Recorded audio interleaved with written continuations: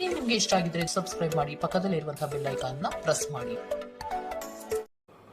ಈ ಹೊಸ ವರ್ಷದಲ್ಲಿ ನಿಮ್ಮ ರಾಶಿಯ ಭವಿಷ್ಯ ಹೇಗಿದೆ ಎಂದು ಸಂಕ್ಷಿಪ್ತವಾಗಿ ಹೇಳುವುದಾದರೆ, ಈ ವರ್ಷ ನಿಮ್ಮ ಪಾಲಿಗೆ ಅಮೋಘವಾಗಿರಲಿದೆ. ಹೌದು ಸ್ನೇಹಿತರೆ, ಈ ವರ್ಷದಲ್ಲಿ ನೀವು ಕೈಯಿಟ್ಟ ಕೆಲಸಗಳೆಲ್ಲವೂ ಯಶಸ್ಸು ಕಟ್ಟಿಟ್ಟ ಬುತ್ತಿ. ನಿಮ್ಮ ಸಾಮರ್ಥ್ಯಕ್ಕೆ ತಕ್ಕ ಮನ್ನಣೆ ಸಿಗುತ್ತದೆ. ದಿಢೀರ್ ಯೋಗ, ಅನಿರೀಕ್ಷಿತ ಏಳಿಗೆ, ಅಭಿವೃದ್ಧಿ ಉಂಟಾಗುತ್ತದೆ. ದೂರವಾಗಿದ್ದ ಹಳೆಯ ಸ್ನೇಹಿತರು ಹುಡುಕಿಕೊಂಡು ಬಂದು ಮಾತನಾಡಿಸುತ್ತಾರೆ.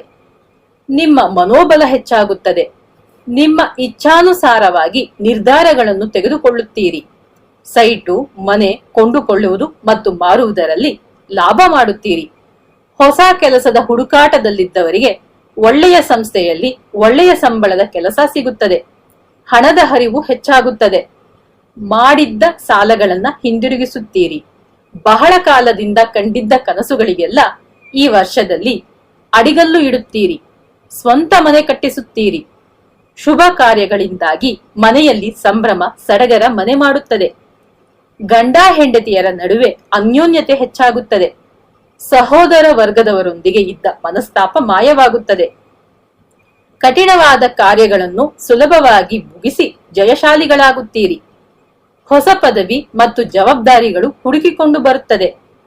ಸತಾಯಿಸುತ್ತಿದ್ದ ಸರ್ಕಾರಿ ಕೆಲಸಗಳು ಈ ದಿನಗಳಲ್ಲಿ ವೇಗವಾಗಿ ಒಳ್ಳೆಯ ರೀತಿಯ ಫಲಗಳನ್ನು ಕೊಡುತ್ತದೆ.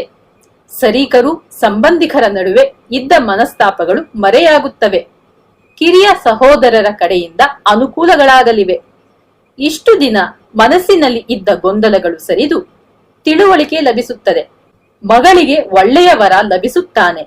ಆಲಸ್ಯ, ಅನುಮಾನಗಳು ದೂರವಾಗಿ ಲವಲವಿಕೆ ಹೊಂದುವಿರಿ. ಹೊಸ ಯೋಜನೆಗಳು ಕೈಗೂಡುತ್ತವೆ. ಹೆಂಡತಿಯ ಕಡೆಯಿಂದ ಆದಾಯವನ್ನು ಹೊಂದುವಿರಿ. ದುಬಾರಿ ಬೆಲೆಯ ಆಭರಣಗಳನ್ನು ಖರೀದಿಸುವಿರಿ. ಇಷ್ಟು ದಿನಗಳ ಕಾಲ ಮುಂದೂಡುತ್ತಿದ್ದ ವಿಷಯಗಳು ತಕ್ಷಣವೇ ಮುಗಿಯುತ್ತದೆ. ದಿಢೀರ್ ಪ್ರಯಾಣಗಳು ಉಂಟಾಗುತ್ತದೆ. ವ್ಯಾಪಾರಿಗಳು ಗ್ರಾಹಕರ ಬೇಡಿಕೆಯನ್ನು ಅರ್ಥ ಮಾಡಿಕೊಂಡು ಕಡಿಮೆ ಬಂಡವಾಳದಿಂದ ಹೆಚ್ಚು ಲಾಭ ಮಾಡುವಿರಿ. ಹೊಸ ಬ್ರಾಂಚ್ಗಳನ್ನು ಶುರು ಮಾಡುವಿರಿ.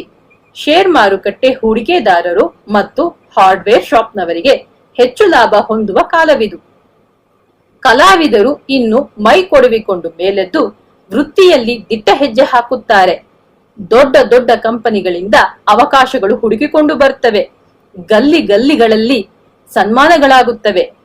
ಆಫೀಸ್ನಲ್ಲಿ ಇಲ್ಲಿಯ ತನಕ ಇದ್ದ ಬಿಗುವಿನ ವಾತಾವರಣ ದಾಟಿ ಇದೀಗ ಸೌಹಾರ್ದಯುತ ವಾತಾವರಣ ಉಂಟಾಗುತ್ತದೆ.